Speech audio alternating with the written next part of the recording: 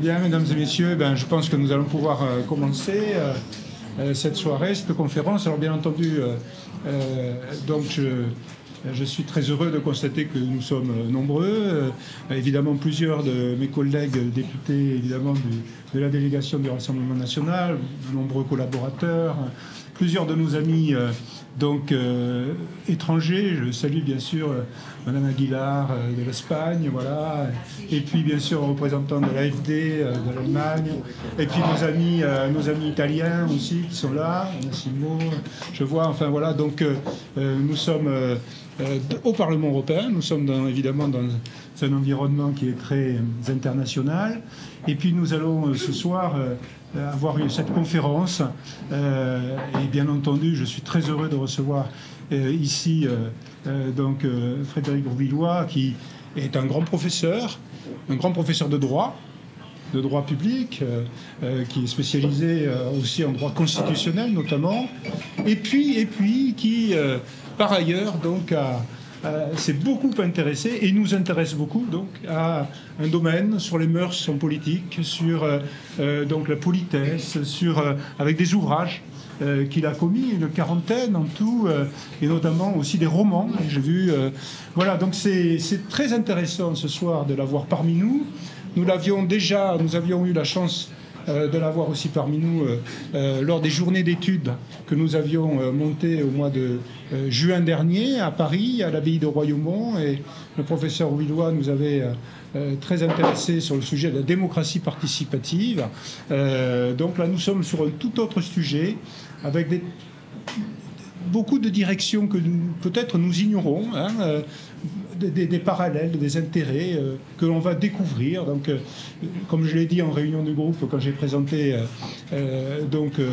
hier cette conférence, j'ai dit que ça allait être une sorte de bouffée d'oxygène dans un monde un peu difficile, avec un retour d'un certain nombre évidemment de principes. Je voulais aussi saluer naturellement tous mes amis aussi qui sont ici présents d'Occitanie, puisqu'il y a ici aussi, monsieur le professeur, un certain nombre de nos amis du Conseil régional d'Occitanie, où nous menons une bataille journalière contre la présidence du Conseil régional et surtout cette politique, naturellement. Et puis, en particulier, bien sûr, je salue aussi Sophie Blanc, députée donc, du Rassemblement national, qui était également adjoint au maire de Perpignan, et qui est conseillère régionale, et voilà, qui nous fait la grande amitié d'être ici présent. Voilà. Donc, monsieur le professeur, on va vous entendre avec un grand intérêt. Il y aura ensuite, évidemment, un échange avec vous, avec la salle, et puis on participera ensuite après une soirée encore plus conviviale. Voilà, parce que nous sommes à Strasbourg, bien entendu, dans une ville où il fait bon vivre, et où on peut faire de bonnes dégustations aussi, si vous voyez ce que je veux dire. Voilà. Et je vous laisse avec grand plaisir la parole. Merci. Cher Jean-Paul, monsieur le Président,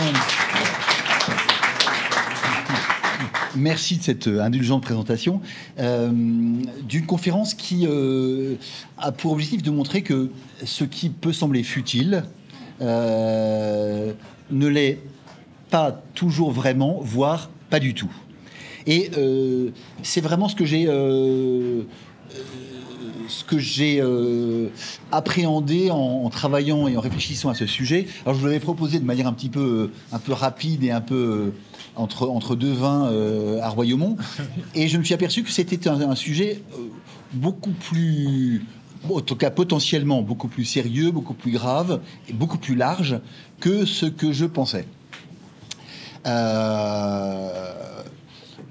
Au point que d'ailleurs, voilà, je vous dévoile, j'avais rendez-vous hier soir avec un éditeur parisien important qui est partant pour publier un essai sur la question. Donc voilà, donc c'est comme quoi il n'y a pas de petit sujet.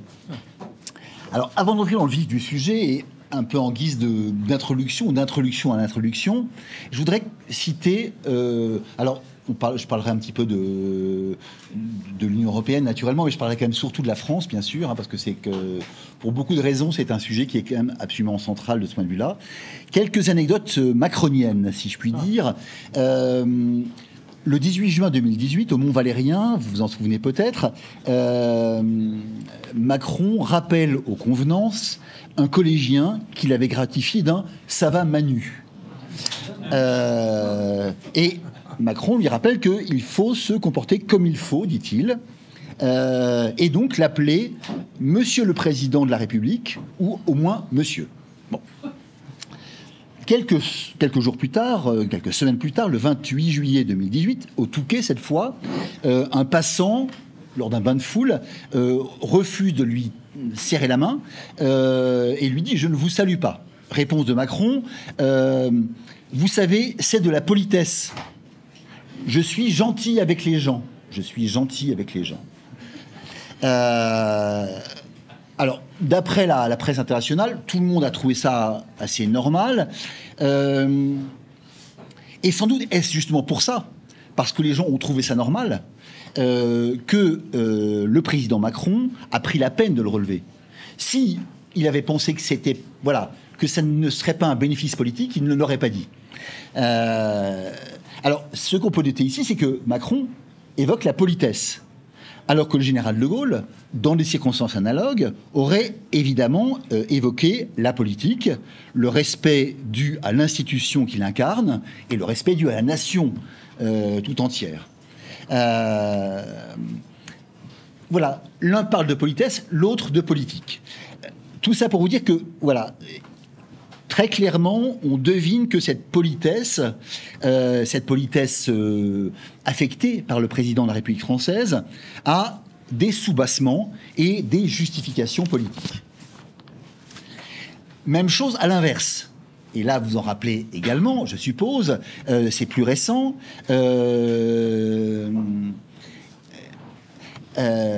Lorsque, par exemple, le président Macron transgresse l'usage vestimentaire lors d'une allocution commune avec le président Charles Michels le 10 décembre 2019. Charles Michels, comme tout le monde, si j'ose dire, comme il est d'usage, est évidemment en costume-cravate et chemise blanche. Macron est en col roulé noir. Pourquoi ? Parce que, laisse-t-il entendre, laisse-t-il fuiter dans la presse internationale, ce serait la cool attitude. Certains commentateurs, notamment américains, notent qu'il s'agit d'une tenue de gauche. Voilà. Même chose et encore plus visible, et alors là, c'est carrément tout à fait récent, lorsque il utilise volontairement et consciemment des expressions ordurières. Avec le 4 janvier dernier, l'interview dans Le Parisien, lorsqu'il explique que les non-vaccinés, j'ai très envie de les emmerder. Autrement dit, le même qui s'offusquait, qu'on l'appelle Manu, explique qu'il est là pour emmerder les non-vaccinés. Ce que le New York Times, le lendemain, traduit en anglais par la manière suivante: The unvaccinated, I really piss them off. Voilà. Ce qui voilà, nous montre bien à quel niveau de décence langagière, effectivement, on se trouve. D'autant plus que c'est pas... Voilà. Ça n'est pas par hasard, ça c'est pas un mot qui lui a échappé, puisque quelques jours plus tard, le 7 janvier, lors d'une conférence de presse à l'Élysée, il évoque à nouveau la question et explique qu'il assume parfaitement ces formes d'expression qui paraissent familières. Ok. Pour autant, on fait de la politique. Et il comprend quand même assez vite que c'est pas très judicieux. Pas très judicieux lorsque, effectivement, une sorte de bronca des responsables politiques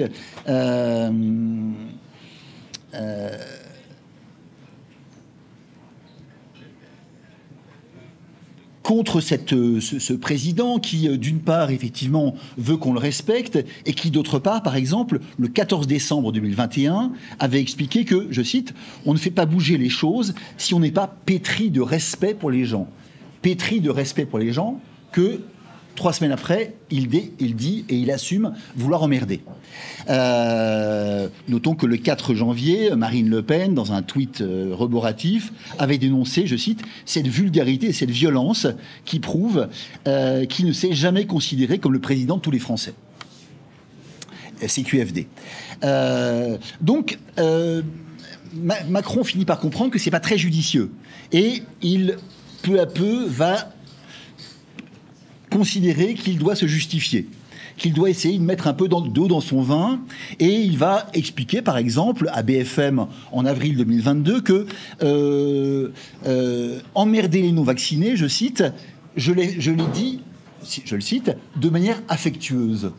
On emmerde, mais de manière affectueuse. Bref, il se rattrape aux branches, mais il se rattrape aux branches avec une allusion implicite à quelque chose qui, dans l'histoire de la politesse, est très intéressant. C'est ce qu'on appelle parfois, c'est un concept qui s'est développé notamment autour de mai 68, la politesse du cœur. La politesse du cœur, c'est quoi ?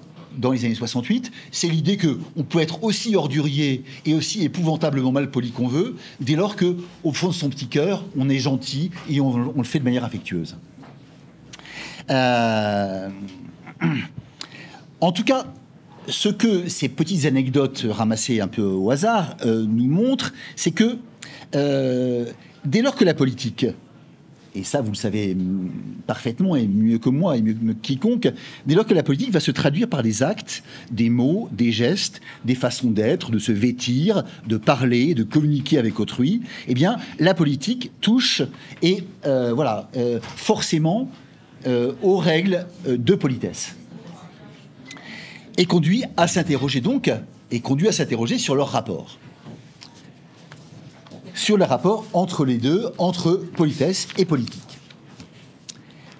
Alors, deuxième point de mon introduction, qui est un petit peu longue, mais qui est, je pense, importante, ce lien excessivement étroit entre politesse et politique, eh bien, on le remarque d'emblée en retraçant, même sommairement, on va dire, une espèce d'histoire de la politesse en France depuis la Révolution.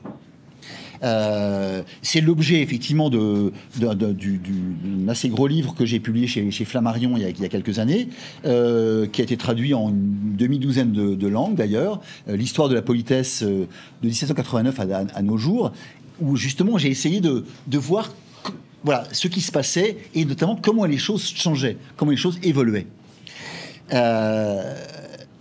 Quelques mots donc sur cette histoire. Alors avant la Révolution française,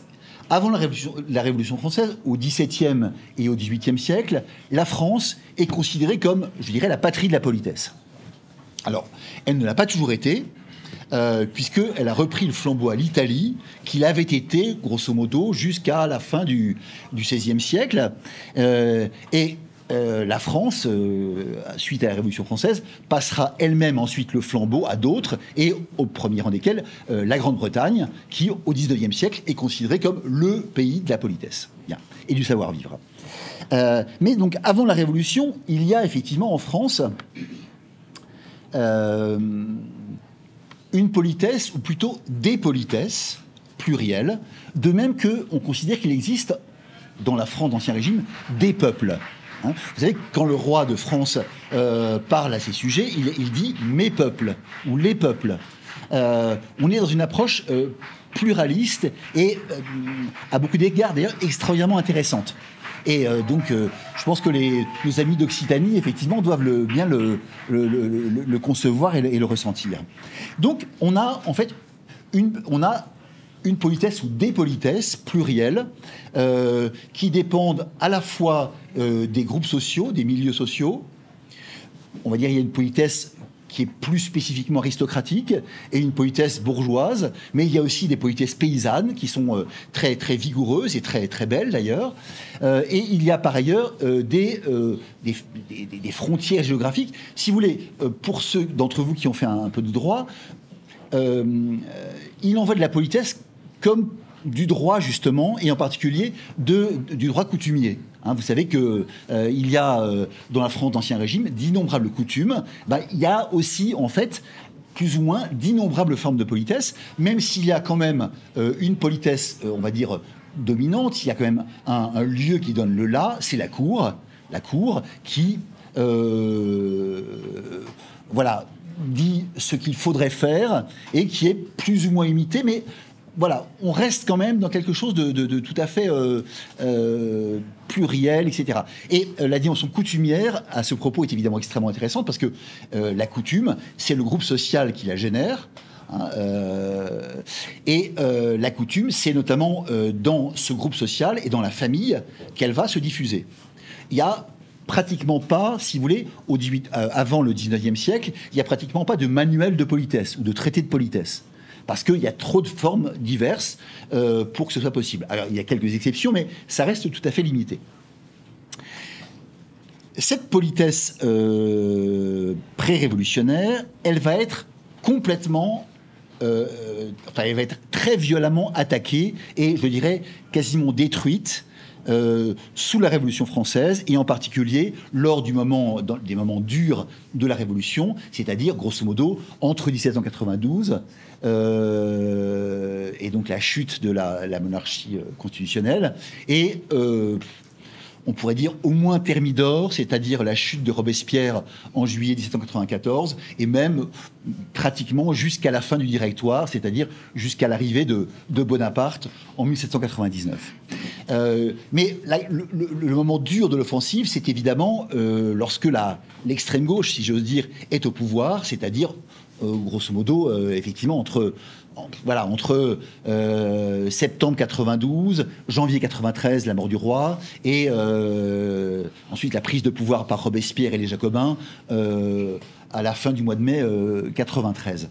Et là, on a vraiment une offensive extrêmement systématique contre tout ce qui se rattache à l'ancien régime, à l'ancien temps, à cette façon qui était diversifiée, mais qui était effectivement différenciée et inégalitaire de concevoir la politesse.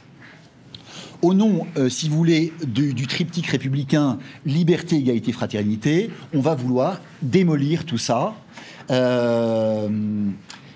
Égalité, fraternité, il faut qu'il n'y ait plus de différence, ni entre les personnes, ni entre les âges, ni entre les statuts.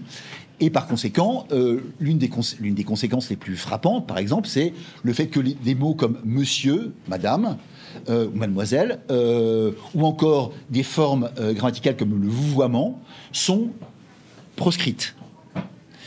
On ne va pas tout à fait, mais ça a failli être le cas, hein, on ne va pas tout à fait jusqu'à adopter une loi, même si une proposition de loi a été déposée par des groupes de sans-culottes en 94. Mais, si vous voulez, quelqu'un qui utilise ces mots, qui utilise ces formes, je donne beaucoup d'anecdotes à ce propos dans mon bouquin, est considéré d'emblée comme suspect. Suspect, c'est-à-dire potentiellement contre-révolutionnaire, c'est-à-dire potentiellement passible des tribunaux, et donc potentiellement passible également du rasoir national.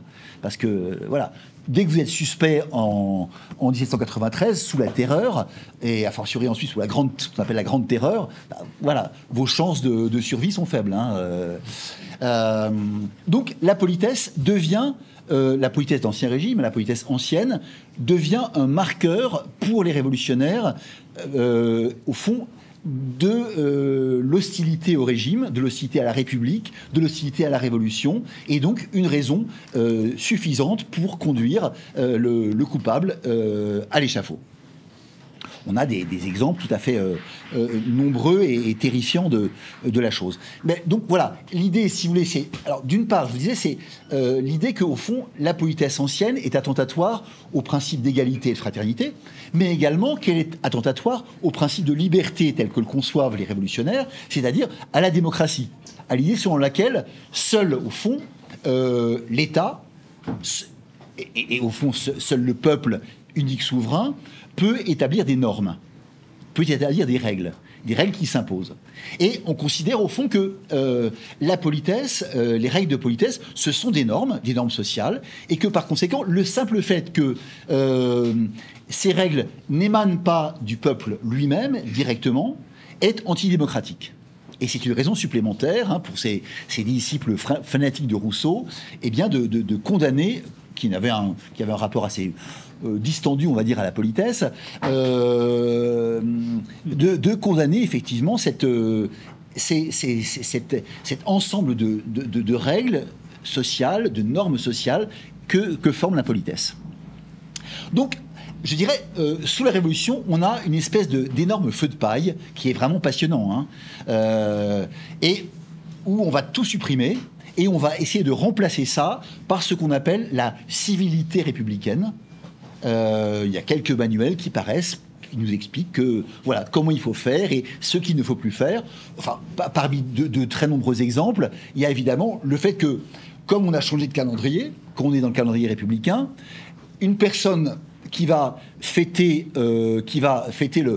envoyer une carte pour la nouvelle année à quelqu'un d'autre ou qui va à ses parents, eh bien, sera considéré comme pactisant avec l'ancien régime, puisque il n'y a plus de nouvelle année. Hein, on est dans le calendrier révolutionnaire, et quelqu'un qui oserait le 31 décembre envoyer une carte de vœux, voilà, dévoile par là même qu'il pactise avec l'ennemi. Bref, on a c'est un champ qui est quand même assez peu exploré et qui est absolument passionnant. Alors, ce feu de paille, comme tous les feux de paille, ça dure pas, hein, mais ça fait quand même beaucoup de dégâts. Feu de paille ou feu de pin de la forêt landaise, si vous voulez. Hein. Ça va très très vite, mais ça détruit tout sur son passage. Mais ça ne dure pas, notamment parce que, Dieu merci pour la France,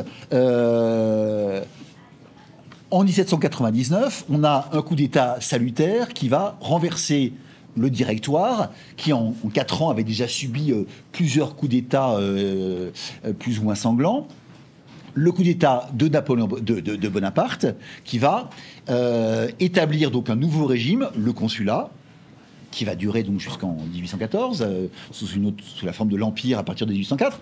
Le consulat, et Bonaparte, l'un de ses premiers actes, c'est justement de se dire, bah ça va pas, ça marche pas. Notamment, Napoléon, ça c'est un peu une anecdote voilà, un peu futile, mais pas seulement. Napoléon a vu un peu ce qui s'est passé après la chute de Robespierre sous le Directoire. Sous le Directoire, qu'est-ce qui se passe ? Il n'y a plus l'offensive dure contre la politesse, mais on va dire, la politesse ancienne a disparu. Et donc les gens font n'importe quoi. Et si vous voulez, le Directoire est une période de relâchement invraisemblable des mœurs, des manières, etc. Avec, enfin, vous connaissez peut-être l'anecdote, mais il y a des femmes de la haute société qui se promènent dans Paris avec des tuniques qui sont totalement transparentes. Alors, ça peut être assez charmant à certains égards, mais évidemment, ça pose des problèmes, si vous voulez. Et du point de vue, effectivement, du savoir-vivre, des mœurs, etc. Et donc, Napoléon, comme il sait que Joséphine elle-même a eu tendance à se promener dans des tenues de cet ordre-là, eh bien, a envie que ça change un petit peu. Et donc, il va faire appel à une dame qui est une spécialiste de la question, Madame de Genlis, qui avait été par ailleurs auparavant qui s'était occupée d'éduquer les enfants du duc d'Orléans, notamment le futur Louis-Philippe. Madame de Genlis, donc, à la demande de Napoléon, va au fond essayer de recodifier la politesse, recodifier une politesse. Elle va reconstituer artificiellement une politesse qui reprend certains éléments de la politesse ancienne. Mais voilà, je veux dire, le parallèle avec le droit est assez frappant. Ça se passe au même moment où Napoléon lui-même va codifier le droit civil avec le Code civil en 1804, puis le Code pénal, etc. etc. Donc, voilà, de même que l'on passe d'un droit qui était coutumier à un droit codifié, on va passer d'une politesse coutumière et plurielle à une politesse qui est désormais relativement unifiée et codifiée. Alors, elle n'est pas de manière officielle. Hein, il n'y a pas une loi qui va dire il faut faire ceci, il faut faire cela. Il y a quand même un manuel semi-officiel qui est obligatoire à la cour de l'empereur. Mais voilà. Ceci dit, ce qu'il faut comprendre, c'est le passage de l'un à l'autre.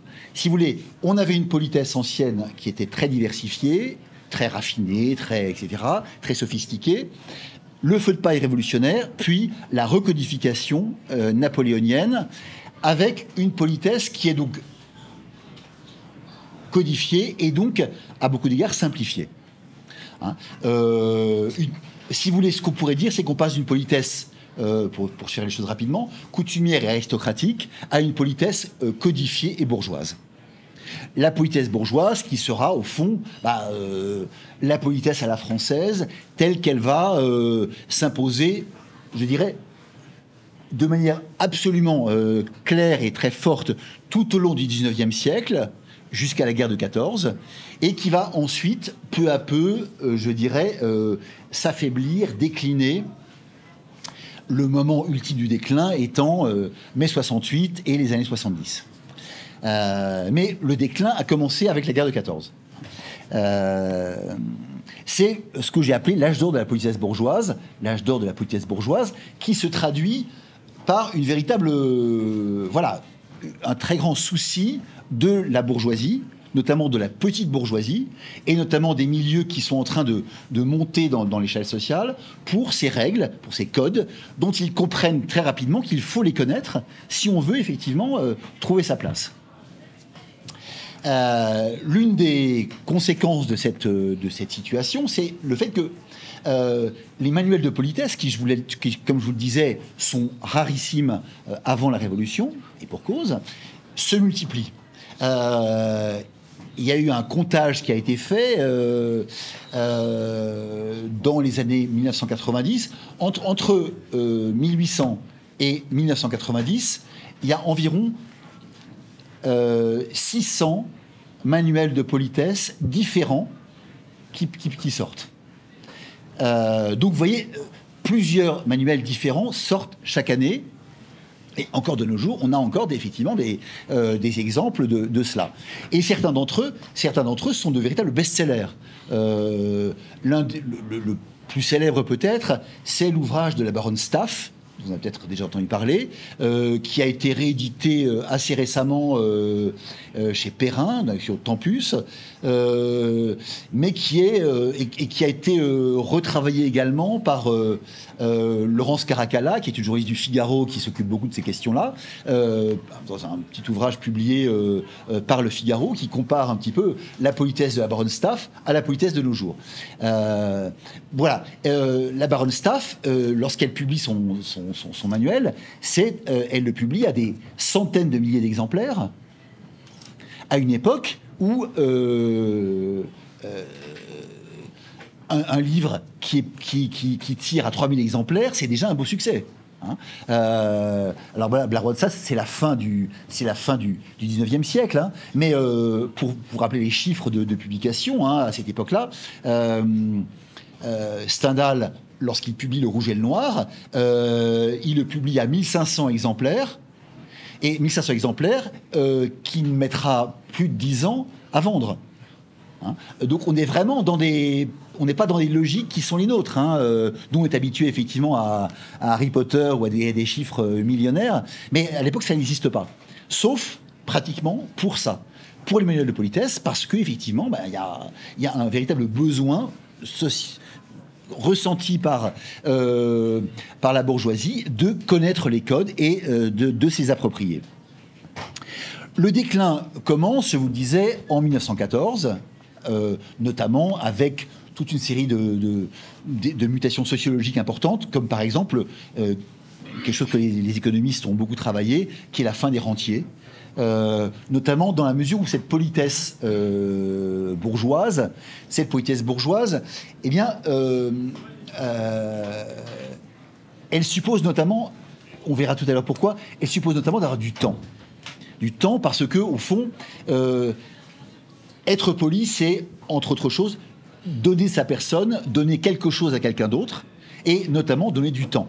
quand on tient la porte à quelqu'un dans le métro, lorsqu'on passe son manteau à une dame, lorsque, au lieu de dire bonjour en tête d'un mail, on commence par la formule de politesse classique et qu'on se termine non pas par un CDT pour cordialement, mais par un je vous prie, cher monsieur, de bien vouloir agréer l'expression de mes salutations les plus respectueuses, ça prend du temps. Voilà. Du temps qu'on offre gratuitement à quelqu'un d'autre. Bien. Donc, si vous voulez, voilà, il y a un rapport quand même avec le fait de disposer de son temps et le fait de pouvoir respecter ces règles de la politesse bourgeoise, notamment certaines. Il y a des règles qui nous paraissent presque extravagantes. Hein, le fait, par exemple, de rendre les visites, hein, le fait de déposer des cartes chez les gens, le fait de voilà tout ça qui a effectivement peu à peu disparu après la guerre de 14, mais dont on trouve un exemple absolument fabuleux. Moi, je crois que c'est l'une des raisons qui m'ont fait m'intéresser à la politesse. C'est pas très original, mais j'adore Marcel Proust. Et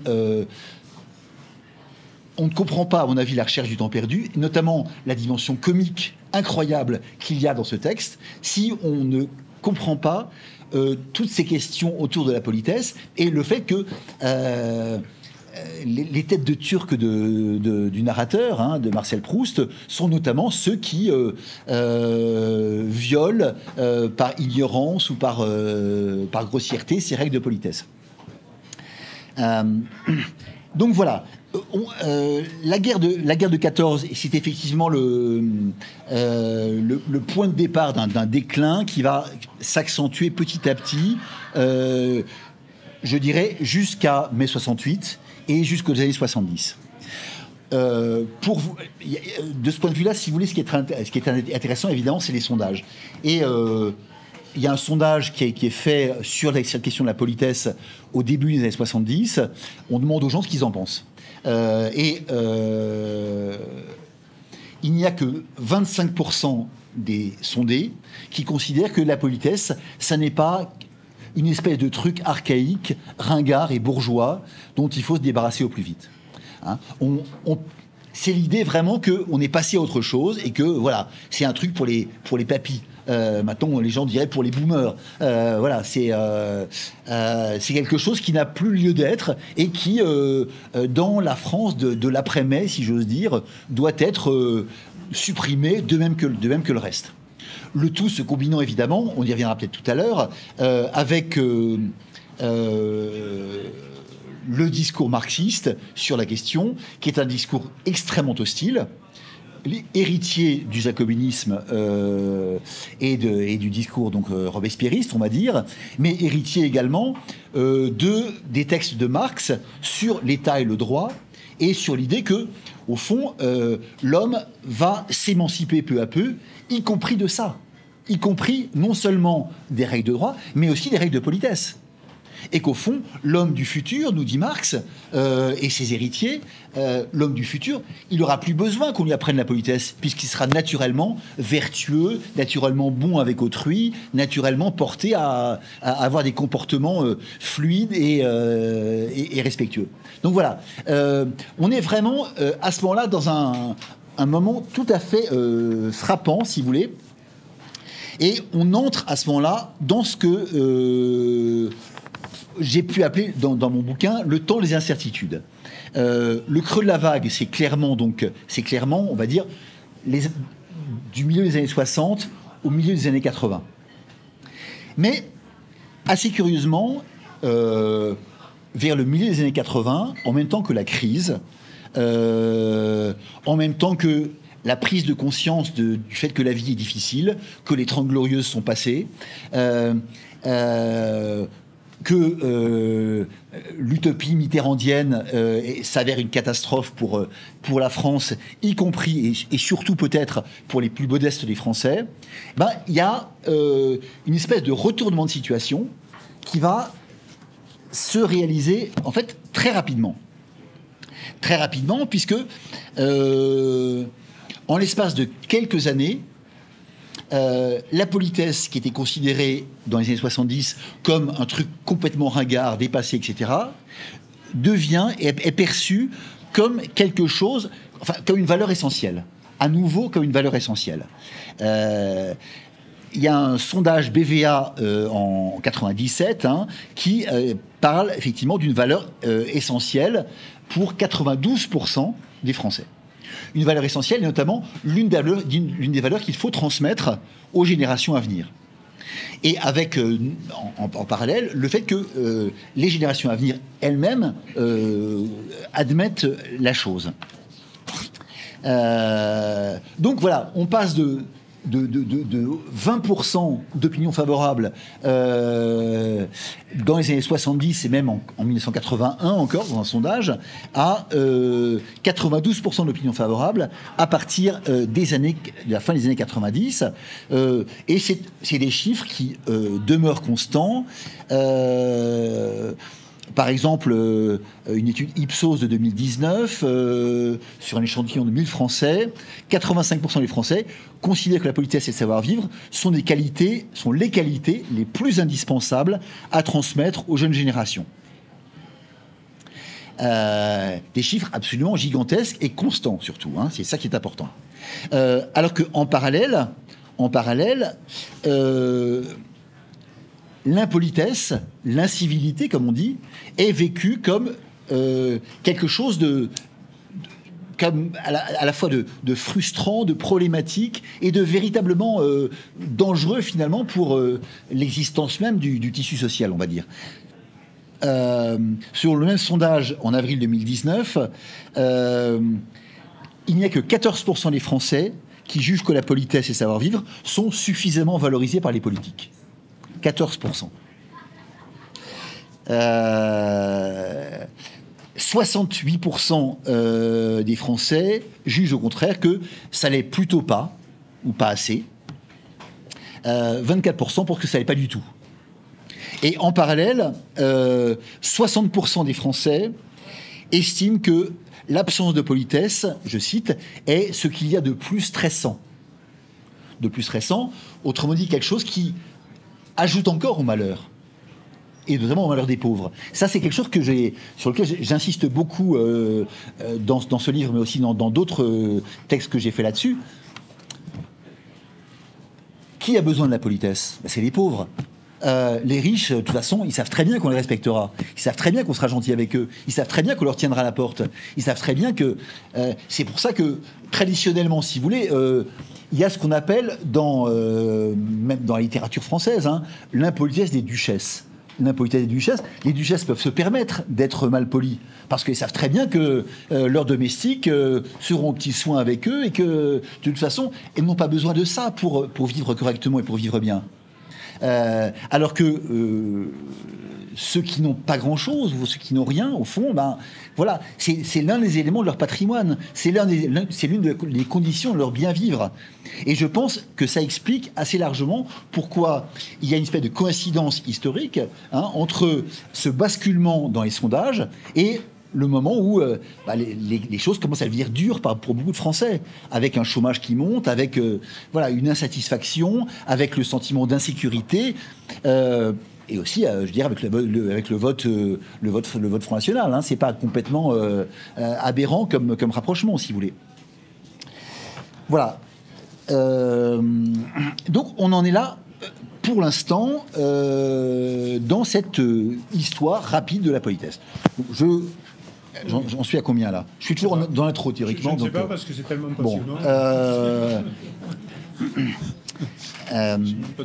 Alors, avant d'aller un peu plus loin, donc, je vous ai parlé de la politesse et je vous ai pas tout à fait dit ce que c'était. Parce que vous le savez évidemment, parce que tout le monde le sait, parce que tout le monde le pratique, parce que tout le monde est confronté avec ça. Tout à l'heure, j'étais dans le train et je suis en train à ma grande honte, de lire quelque chose que j'avais jamais lu, qui est La peau de chagrin de Balzac. Et dans La peau de chagrin, Balzac donne une définition de ce qu'il appelle le bon ton, qui est en fait la politesse. Je le cite. Le bon ton consiste à s'oublier pour autrui, à mettre dans sa voix et dans ses gestes une constante douceur à plaire aux autres en les rendant contents d'eux-mêmes. Voilà. Hein. Merci Balzac. Alors maintenant, Balzac utilise le terme de bon ton, qui est effectivement le terme usuel à son époque. Nous utilisons, moi j'ai utilisé volontairement le terme de politesse, en expliquant que au fond c'est à peu près voisin de bon ton, ou de bonne manière, ou de savoir-vivre, ou de courtoisie. Donc si vous voulez me poser la question tout à l'heure, voilà, j'ai fait une sorte de pré-réponse à ça.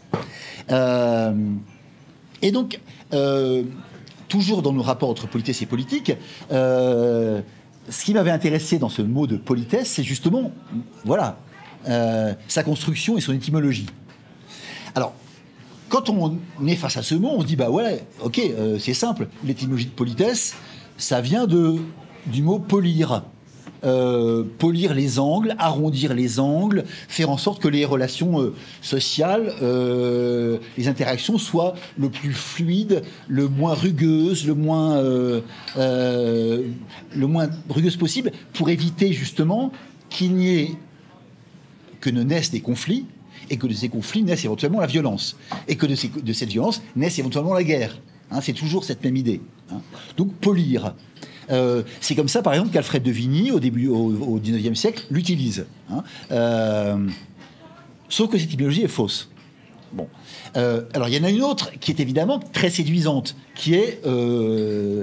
j'ai vu Gilles Le Breton qui me regardait. Évidemment, il y a le rapprochement avec le mot police, la cité grecque.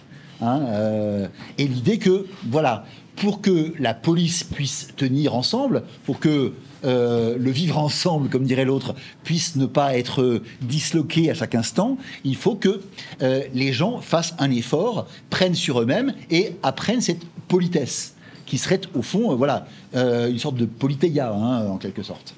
Mais ça aussi, c'est faux. En même temps, je ne sais pas si vous avez déjà remarqué ça, mais très souvent, l'étymologie, plutôt très souvent, la fausse étymologie est beaucoup plus parlante et beaucoup plus significative que la vraie. Et là, effectivement, on a deux éléments qui sont quand même extrêmement intéressants pour comprendre la suite des événements. Et pour comprendre pourquoi ce problème de la politesse est un problème fondamentalement politique. Et qui nous concerne, et qui, au premier plan en tant que citoyen, et vous, a fortiori, en tant qu'élu et représentant de la nation. Ce sont des étymologies fausses, mais qui nous disent des choses vraies. Voilà, c'est comme ça qu'il faut les prendre. Maintenant, d'où ça vient en vrai? Ça vient de l'Italie, parce que, comme je vous disais, l'Italie a longtemps porté le flambeau en la matière. Ça vient de l'italien politezza, qui veut dire, si mes renseignements sont bons, quelque chose comme la propreté. Mais là encore, c'est pas très loin en réalité. La propreté, c'est la propreté de soi-même, pour ne pas choquer autrui, pour montrer à autrui qu'on le respecte, par sa façon d'être, par son... Voilà. Mais au-delà, la propreté, c'est la propreté des rapports sociaux, c'est la propreté... Ça peut vouloir dire, là encore, beaucoup de choses, et qui ouvre également... pour des juristes, évidemment, ça nous rappelle que voilà, l'ordre public, la tranquillité, l'hygiène, etc., sont également des choses dont le politique et la police administrative doivent se soucier au premier plan. Tout ça va assez bien ensemble, si vous voulez. Les choses sont assez... voilà, ça va dans le même sens, et ça confirme l'idée de départ. Politesse et politique, les rapports sont excessivement étroits. Alors maintenant, pour terminer cette introduction gigantesque dont je me... mais bon, ceci dit, voilà, c'est déjà... je ne sais pas si on ira plus loin après, mais... il y a deux choses qu'il faut évacuer. On va dire deux erreurs de base à évacuer quand on parle de politesse et de politique. D'abord, la première erreur de base, c'est de dire, bon, voilà... j'ai appris chez ma grand-mère que à table on parlait pas de politesse, on parlait pas de politique. Je fais le porte-parole de quelqu'un d'imaginaire. On parle pas de, à table, on parle pas de politique, on parle pas de sexe et on parle pas d'argent. Pourquoi? Eh bien parce que parler de sexe, c'est gênant. Parler d'argent, c'est gênant sur un autre plan. Et parler de politique, c'est encore pire parce que ça peut conduire effectivement à des comportements vindicatifs, comme dirait Balzac, et finalement à envenimer les choses et conduire tout le monde à se taper dessus. Je pense qu'il y a certains d'entre vous qui ont pu éprouver la chose avec le problème du vaccin et des anti-vaccins. Mais on a dans l'iconographie française, on a un exemple très très connu qui vient immédiatement à l'esprit, c'est le fameux « Ils en ont parlé », qui est un dessin de Caran d'Ache, qui est un dessinateur génial donc de la fin du 19e siècle, à propos de l'affaire Dreyfus. On a deux dessins. Le premier, un espèce de repas très sympathique, convivial. Les gens sont heureux d'être ensemble, etc. Personne ne parle de l'affaire Dreyfus. Et le deuxième, ils en ont parlé, c'est des gens qui se sont écharpés, l'œil au beurre noir, le chapeau cassé, les assiettes qui ont valdingué dans tous les sens. Ils en ont parlé. Voilà. Et donc, de ce point de vue-là, effectivement, on pourrait dire que politesse et politique ne font pas bon ménage. Sauf que, de quelle politique parle-t-on ici ? Je dirais que cette politique-là, c'est au fond, je dirais, la politesse politicienne. C'est la politesse au sens le plus bas et le plus trivial du terme, au fond. Notamment parce que c'est celle qu'on va aborder non pas sur un mode rationnel, non pas sur un mode réfléchi et démonstratif, mais sur le mode du sentiment et rapidement, par conséquent, de l'impolitesse et à terme de la castagne, comme dirait Macron. Voilà. Donc, il faut mettre de côté cette première erreur qui nous dirait que politesse et politique, ce sont deux champs radicalement différents. Je dirais que la politique politicienne, la politique au sens trivial ou sentimental ou passionnel du terme, n'a effectivement rien à voir avec la politesse, puisque la politesse implique une maîtrise de soi. Hein, une maîtrise de soi, tout simplement, pour éviter le dérèglement des passions et l'accès à la violence. En revanche, la politesse et le politique, au sens élevé du terme, au sens d'Aristote par exemple, ont énormément de choses à faire l'une avec l'autre. Ou l'un avec l'autre plutôt. Voilà. Le deuxième point, la deuxième erreur à éviter, ce serait à l'inverse, de confondre les deux. Et par exemple, de se dire, voilà, et là aussi vous êtes bien placé pour connaître ces choses-là, la politesse, au fond, c'est comme le protocole, et voilà, le protocole, c'est de la politique. Et donc, au fond, la politesse se confondrait avec la politique, via le protocole. Sauf que, voilà, le protocole, ça n'est pas toute la politique. Ça n'est pas toute la politesse, pardon. C'est pas mal, c'est beaucoup de la politique, mais ça n'est pas toute la politesse. C'est une politesse très particulière. Comme disait un auteur il y a une vingtaine d'années, Jean Serre, dans son manuel du protocole, c'est au fond la politesse des nations. Qui est d'ailleurs une politesse codifiée, pour le coup, codifiée notamment en France, dans un décret de 89, si ma mémoire est bonne, et de même qu'elle l'est dans d'autres institutions publiques ou autres. Mais voilà, ce sont deux choses différentes.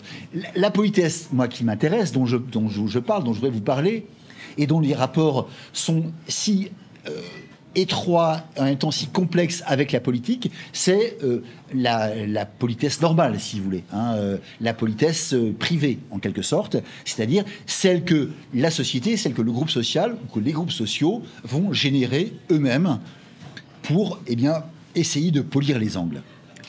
Voilà. Voilà. Donc là, disons, dans la théorie, j'aurais fini mon introduction, qui est effectivement démesurée. Et ensuite, au fond, ce dont je voudrais vous parler, pardon, mais j'aurais pas le temps d'aller. Je sais pas quelle heure il est. Il est 8h moins le quart. À quelle heure il faut terminer ? D'accord. Ok. Bon. Donc, je vais vous dire juste un peu quelques mots de ce que je développerai plus tard dans un essai, si Dieu me prête vie. Un plan en deux parties, on ne se refait pas, hein, voilà, désolé. Je me suis demandé comment articuler les deux, en fait.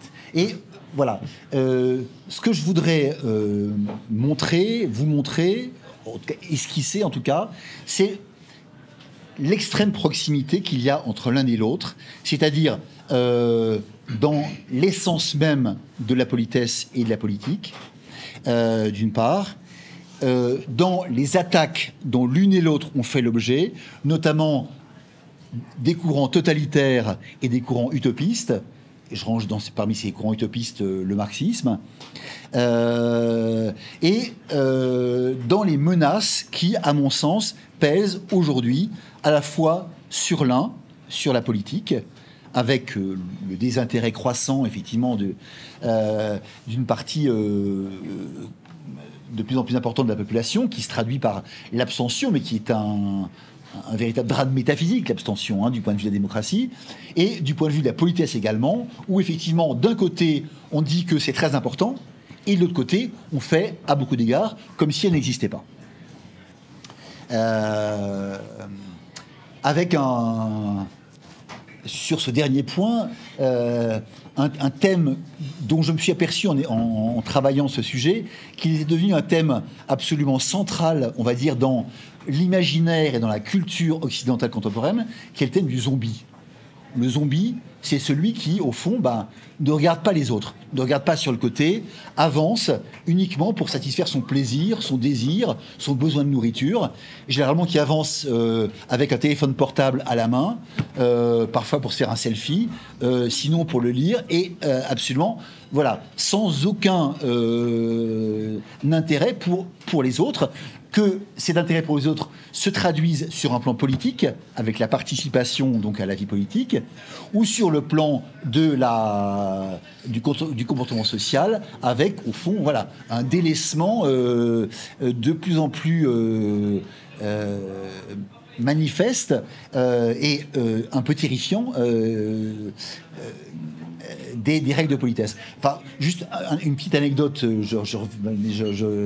sinon je l'oublierai peut-être, mais voilà. En même temps qu'on dit que la politesse est très important et que c'est perçu comme une nécessité absolue par la plupart des gens, on a des comportements qui étaient complètement inconnus auparavant.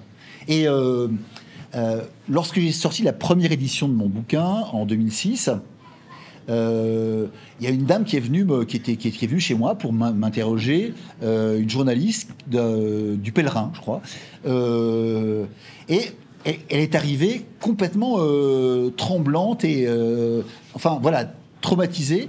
Je lui ai demandé pourquoi. Elle m'a expliqué que ça lui était jamais arrivé de sa vie. Elle s'est fait cracher dessus dans la rue. Voilà, c'était une jeune femme qui devait avoir une trentaine d'années. Elle s'est fait cracher dessus dans la rue. Et elle venait pour m'interroger sur cette histoire de la politesse et sur voilà, ce discours que je tiens sur le fait que la politesse est à la fois quelque chose d'absolument fondamental, mais également de très fragile finalement. Comme la politique d'ailleurs, vous le savez bien. Voilà, donc on est, comme je disais, dans un moment compliqué hein, de ce point de vue-là. Alors, première partie, donc, l'essence de la politesse et de la politique.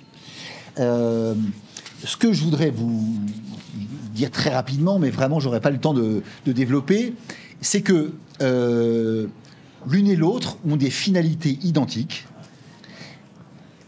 Elles réalisent ces finalités par des procédés analogues et elles le font dans des conditions similaires. Elles ont des finalités identiques. Alors, quelques mots tout d'abord sur la finalité du politique. À quoi sert fondamentalement le pouvoir politique ? Fondamentalement, il ne sert ni à diriger, ni à accroître, ni même à pourvoir ou à satisfaire les besoins, les désirs de la société. Ce sont des fonctions indispensables, mais qui sont, en fait, je dirais, consécutives ou subsidiaires, voire tardives, par rapport à la fonction essentielle. La fonction essentielle, qu'est-ce que c'est? Et la seule vraiment fondamentale, c'est, comme vous le savez, d'assurer la survie du groupe. En garantissant sa sécurité contre les menaces extérieures, l'ennemi, au sens concret ou schmittien du terme, et intérieur, en faisant en sorte que les dissensions, les disputes ne tournent pas à la violence et à la guerre civile. Des menaces extérieures ou intérieures qui risqueraient de faire exploser le groupe et donc de mettre fin à son existence.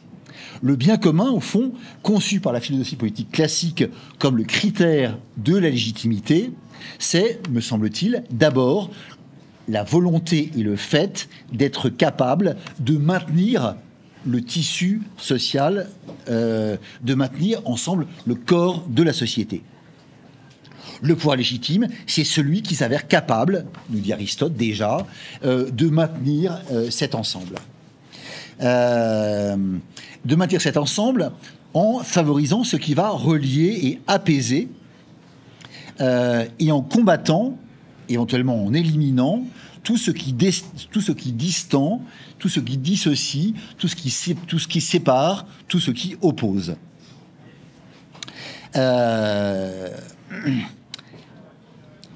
Dans les systèmes primitifs,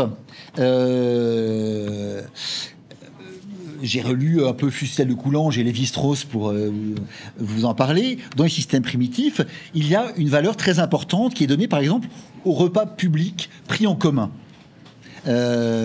Pourquoi? Eh bien parce que voilà, c'est un moyen de savoir qu'on est ensemble, de manifester qu'on est ensemble, de prendre l'habitude d'être ensemble et de faire des choses ensemble. De même, les fonctions régaliennes, ce sont fondamentalement des fonctions de police et de justice.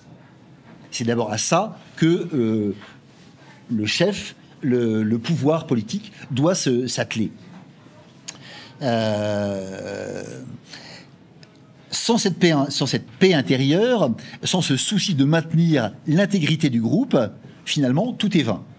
Toutes les autres fonctions disparaissent. Du reste, toutes les autres fonctions deviennent impossibles à assumer. Donc, c'est vraiment, si vous voulez, aussi bien, je dirais, dans les tribus du Mato Grosso, visitées par Lévi-Strauss, que dans les groupes sociaux de l'Antiquité et que dans notre société contemporaine, c'est effectivement, au fond, voilà, la fonction fondamentale du pouvoir politique. Du côté de la politesse, eh bien, c'est au fond à peu près la même chose. La politesse, comme la politique, a évidemment des rôles et des fonctions multiples. Sans compter qu'on peut, comme n'importe quel instrument, utiliser la politesse en vue de fonctions qui sont peu compatibles avec ses finalités véritables. Ne serait-ce que pour exclure, pour disqualifier ceux qu'on considère comme étant des minables ou des prolos ou des électeurs du Front National. Donc la politesse peut avoir également, je répète, une utilisation contre nature, si j'ose dire, une utilisation disqualificatoire ou encore vexatoire. Et à ce propos, il y a un truc moi, qui m'énerve profondément et que vous avez peut-être vécu aussi, quelque chose que les Anglais appellent la polyrudeness, c'est-à-dire une manière d'utiliser la politesse pour être mal poli avec les autres. L'exemple type, pour moi, c'est les gens que vous croisez dans la rue ou dans un bus ou dans un kiosque à journaux, à qui vous vous adressez très très poliment pour demander un journal, par exemple, ou un ticket de bus, et qui commence par vous regarder comme ça, vous toiser et vous dire « bonjour ». Alors, vous ne comprenez pas ce qui se passe, vous renoyez très très poliment ce pourquoi vous vous adressez à eux « bonjour ». Jusqu'à ce que vous compreniez que tant que vous n'aurez pas déféré à leur ordre, éminemment vexatoire, eh bien, ça ira pas. Parce qu'ils ont un droit, une sorte de droit de l'homme au bonjour, et que tant qu'ils ne l'ont pas, ils ne sont pas contents. Et ils sont prêts à n'importe quoi pour vous le faire comprendre. à ce propos d'ailleurs, et ça revient un petit peu à l'histoire de Macron en 2018, ce que nous enseignent les traités de politesse, c'est que l'une des choses les plus malpolies qui soit, c'est de faire comprendre à quelqu'un d'autre qu'il est malpoli. Voilà. Donc, de reprendre quelqu'un, sauf naturellement quand on est son père ou quand on l'éduque, si vous voulez. Mais voilà, reprendre quelqu'un, comme l'a fait Macron, effectivement, dans les deux hypothèses que je citais, c'est en fait un comportement jugé excessivement grossier. Voilà. Notamment parce que ça va à l'encontre de la finalité de la politesse, qui est de polir les angles. Et qu'évidemment, quand on dit à quelqu'un « Monsieur, vous êtes mal poli », bah, c'est pas un bon départ si on veut les polir, les angles. Hein, c'est généralement comme ça que les choses s'enveniment. Hein, c'est comme quand on dit à quelqu'un tu fais la gueule, voilà, généralement, effectivement, assez rapidement, la personne va se mettre à faire la gueule. Voilà. Là, c'est un peu la même chose. Donc, la politesse, effectivement, peut servir à des fins qui ne sont pas naturellement les siennes, des fins contre nature. Mais, comme je vous le disais tout à l'heure, en évoquant les fausses étymologies, la fonction sociale fondamentale, effectivement, c'est de polir les rapports sociaux, un polissage, afin que, là encore, au sein de la cité, il soit, je vous le disais, le moins rugueux, le plus fluide possible, pour éviter tout simplement les frottements qui pourraient conduire à des conflits et de là à la violence. Polir pour empêcher le conflit, tout en reliant les membres du groupe ensemble, tout en faisant la cité, au sens grec du terme, ça c'est vraiment, si vous voulez, l'idée fondamentale. Avec en particulier dans cette politesse l'idée à la fois d'une similitude et d'une générosité. Une similitude réciproque des formes qui consiste à se montrer toujours au moins aussi poli qu'autrui, que la personne que vous avez en face de vous. Une similitude à laquelle s'ajoute, là c'est la lecture de Lévi-Strauss qui m'y fait penser, également une générosité. Hein. La politesse, c'est un don gratuit, si vous voulez. Entre autres choses. C'est pas forcément uniquement gratuit, parce qu'on le fait aussi pour être bien et pour éviter d'autres problèmes. Mais dans l'immédiat, effectivement, c'est quelque chose qui traduit cette générosité. C'est-à-dire que ce que l'on donne en échange à quelqu'un qui vous a salué, par exemple, c'est quelque chose qui ne doit pas être chichement mesuré, si je puis dire. Hein. Une politesse mesquine, comme celle dont se moque Proust dans La Recherche du temps perdu, c'est une impolitesse. Voilà, c'est un impair, ça va pas. Voilà, l'idée c'est de satisfaire celui qui reçoit, c'est d'éviter les aigreurs, c'est d'éviter que la personne, voilà, se sente mal. Comme le dit Balzac dans le passage que vous citiez tout à l'heure, il faut que la personne au fond se sente mieux après, se sente valorisée. C'est pour ça que l'acte de politesse se traduit, je répète, toujours par un don de son temps, un don de son énergie, ou encore, en un sens, un don de son statut social. C'est-à-dire que celui qui se montre poli va se courber ou se découvrir, ou dans certaines civilisations se déchausser devant celui à qui il doit le respect. Ou utiliser des formules qui laissent entendre effectivement la supériorité de celui auquel on s'adresse. Et de ce point de vue-là, effectivement, vous connaissez... Enfin, ce qui est très frappant, c'est l'utilisation d'un mot comme « monsieur », monsieur, monseigneur, que l'on retrouve dans le « sir » anglais, dans le « senior » et dans le « signor » espagnol et italien, dans le « mein Herr » allemand, etc. Ou le vouvoiement, effectivement, qui laisserait entendre qu'il y a une pluralité de personnes en face de soi. Hein, tout ça, ce sont des manières, au fond, de témoigner à autrui que, eh bien, on lui doit le respect et que on le sait et qu'on le fait. C'est lui donner quelque chose, en quelque sorte. Ces finalités identiques, elles sont réalisées, me semble-t-il, par des procédés analogues, c'est-à-dire par des normes qui sont assorties de sanctions. Des normes. Du côté de la politique, la question ne se pose même pas. Fondamentalement, comme vous le savez parfaitement, la politique, qui se propose de réaliser le bien commun de la cité, le fait en établissant des règles. des règles qui déterminent ce que chacun devra faire, ou ne pourra pas faire, ou avoir, etc. Et ensuite, en prenant des décisions particulières sur le fondement de ces règles. C'est ce que nous dit déjà Aristote dans la politique au IVe siècle avant notre ère. Et c'est ce que répète Jean Bodin, familier aux juristes, 2000 ans plus tard, lorsqu'il définit l'État par la souveraineté, et la souveraineté par le pouvoir de faire et de défaire la loi. Autrement dit, d'établir des règles de comportement. Du côté de la politesse, il en va exactement de même. La politesse, qu'est-ce que c'est? La politesse, c'est effectivement, lorsqu'elle est appliquée, des comportements, une manière d'être, un savoir-vivre. Mais avant ça, c'est des normes qui vont définir ce qu'il faut faire et ce qu'il ne faut pas faire. Ce qu'il faut faire et ce qu'il ne faut pas faire dans un lieu ou dans un milieu ou à une époque particulière. Ce qu'il faut faire, ce qu'il faut dire, comment il faut se tenir, s'habiller, se comporter, et comment il faut le faire avec telle ou telle personne, puisque la politesse, notamment, c'est le fait de prendre en considération la singularité de celui que vous avez en face de vous.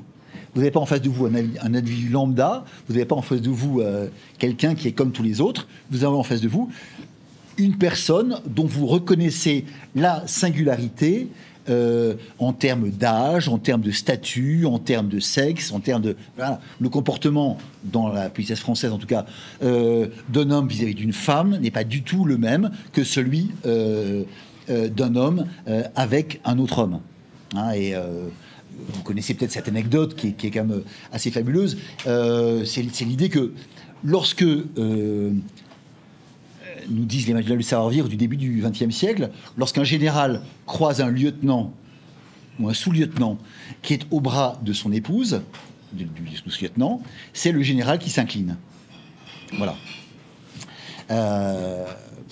Parce qu'effectivement, il y a tout un certain nombre de règles codifiées qui font que, même s'il est en face de quelqu'un qui, sur un plan, du point de vue grade militaire, est infiniment en dessous de lui, il est en face également d'une femme, et devant une femme, un homme doit s'incliner, quel que soit son rang et son âge. Voilà. Donc, un ensemble de normes. La seule différence, en fait, entre la loi et la règle de politesse, à part celui qui l'énonce, naturellement, on y reviendra, la seule différence porte sur l'objet de la prescription. Les règles politiques, les lois, portent sur des objets qui sont jugés socialement essentiels ou sensibles par le pouvoir politique, et qui, par conséquent, va légiférer sur la question. À l'inverse, les règles de politesse portent sur des objets qui le sont moins ou qui ne le sont pas. Mais, et là, très intéressant, on voit immédiatement la relativité et la porosité de ces deux ensembles de normes. Puisque ça dépend, je viens de vous le dire, de l'importance sociale de certains types de comportements. Sauf que cette importance sociale, évidemment, elle va varier avec le temps. Et les perceptions de l'opinion publique, des pouvoirs publics, etc. Ce qui fait que certains comportements qui relèvent initialement de la loi, de la règle obligatoire énoncée par l'État, comme par exemple les règles relatives au comportement religieux en France, vont perdre de leur importance, notamment dans le cas d'un État laïque, et sont reléguées parmi les règles de politesse.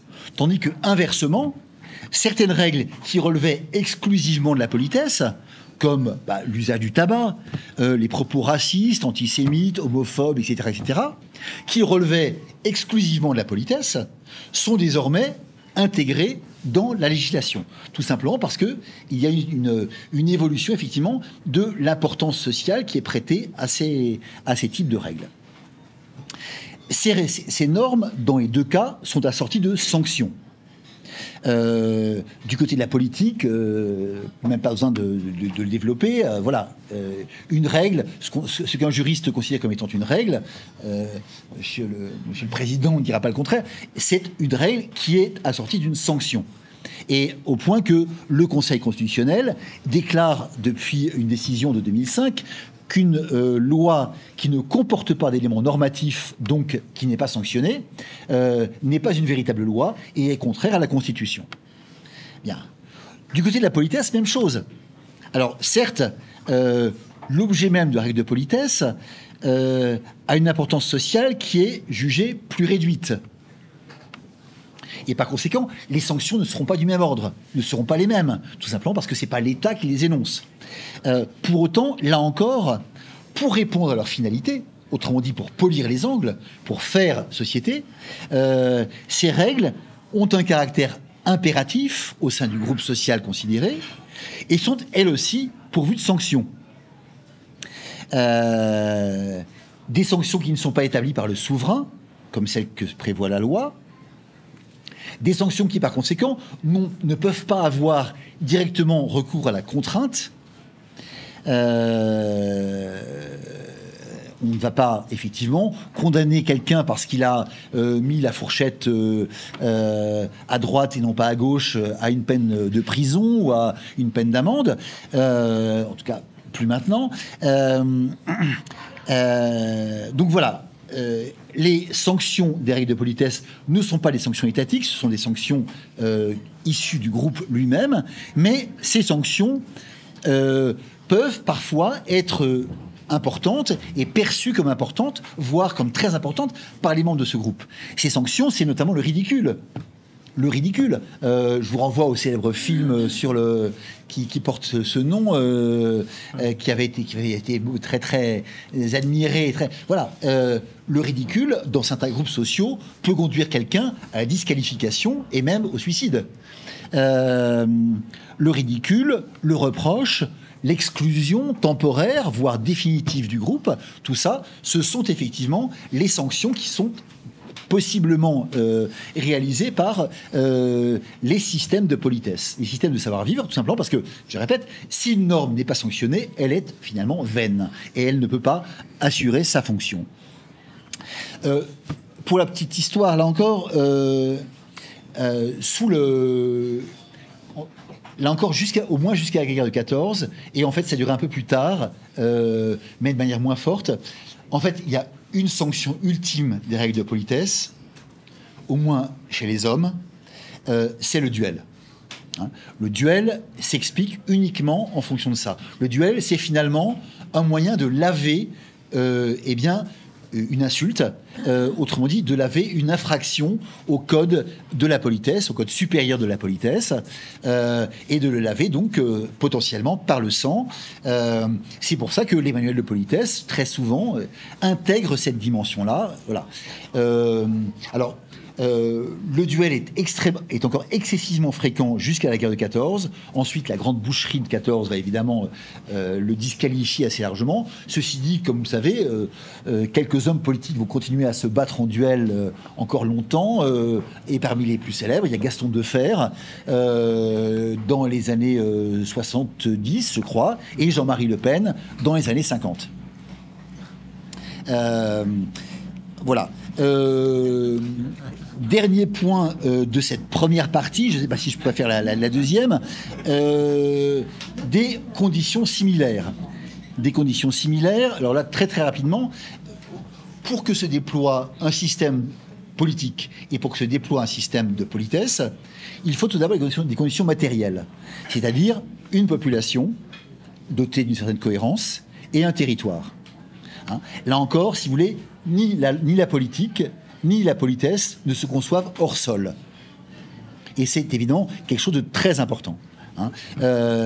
Il y a, voilà, et de même que il y a effectivement des États, des nations, etc., il y a des politesses qui ne sont pas les mêmes, ou pas tout à fait les mêmes, ici et là, de tel ou tel côté du fleuve, comme dirait Pascal, ou de tel côté d'une frontière, ou même d'une partie du pays. Un exemple très classique évoqué à ce propos, c'est la bise.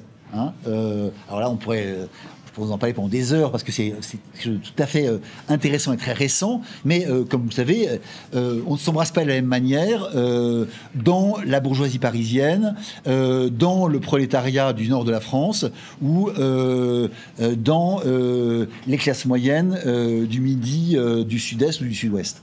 Voilà, le nombre de bises peut différer, etc. etc. Et il en va a fortiori de même lorsque on passe d'un pays à un autre. Il y a des politesses, et non pas une simple politesse, même si au fond l'idée reste toujours la même, c'est-à-dire au fond manifester à autrui le respect qu'on lui porte, afin voilà, de polir ses rapports sociaux. Premier point, donc, des conditions matérielles similaires. Et deuxième point, je dirais, des conditions morales similaires. Pour noter que, justement, la morale n'a rien à voir avec la chose. Vous savez que la politique des modernes, la politique des modernes, elle naît avec Machiavel, lorsque Machiavel publie en 1513 Le Prince, et qu'il explique au fond que la religion et la morale, c'est d'un côté, la politique, c'est d'un autre côté. Mais c'est pas, ça va pas ensemble. Voilà. Et au fond, Machiavel invente, rompt avec le Moyen-Âge, avec la tradition chrétienne, et invente la politique moderne dans ce tout petit texte génial. Au fond, je dirais, la politesse, c'est la même chose. La politesse, c'est pas de la morale.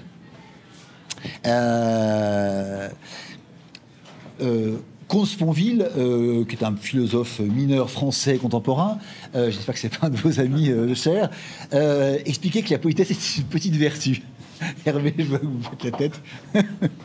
Une petite, mais ceci, il a parfaitement raison. Une petite vertu, je dirais même une toute petite vertu, et même au fond, pas forcément une vertu, parce que c'est pas le problème. La politesse, on ne demande pas à quelqu'un qui se montre poli de croire à ce qu'il dit. On ne lui demande pas d'être vraiment gentil, comme dirait Macron dans sa stupide remarque de l'autre jour. On lui demande juste d'être poli. C'est-à-dire juste de faire les gestes, d'arrondir les angles.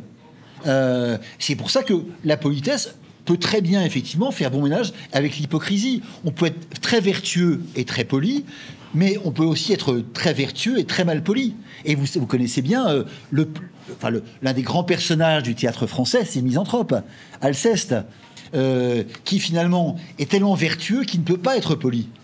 Qui ne veut pas l'être, et que lorsqu'on lui dit il faudrait que vous le soyez, mon vieux, parce que sinon ça ira pas, vous allez vous retrouver tout seul, vos amis vont vous quitter, votre amoureuse va détourner de vous, voilà, c'est donc ce sont des choses tout à fait différentes, hein. Je plaide pas pour l'hypocrisie ni pour la moralité, mais de fait la politesse n'est pas du tout immorale, hein. Je dirais en un sens au contraire, mais en tout cas, elle est amorale. Ce sont des ordres de problèmes, de questions, de même d'ailleurs qu'elle est areligieuse. Hein. On a dans la tradition catholique des grands saints qui se montrent d'une impolitesse totalement assumée et absolue. Hein. Je sais pas, vous connaissez peut-être le cas de saint Benoît Labre, par exemple, qui se faisait gloire de s'être jamais lavé, et qui par conséquent puait la mort, évidemment, de manière absolument terrible, mais qui pour autant n'en était pas moins un mystique admirable, un grand saint, etc. Ce sont deux ordres de choses complètement différents. Mais voilà, le résultat, c'est que les gens n'avaient pas tellement envie d'être se retrouver dans la même pièce que saint Benoît Labre. Voilà. Maintenant, si j'avais eu le temps, mais je pense que ça va être un peu compliqué, j'aurais développé des remarques sur la nécessité. Sur le fait que cette nécessité du politique et de la politesse sont constatées, clairement, que néanmoins, cette nécessité des deux est contestée, et qu'elle est contestée par les mêmes. Hein, il y a une contestation totalitaire de la politique et de la politesse, de de même qu'il y a une contestation utopique, à mon sens, de l'un et de l'autre.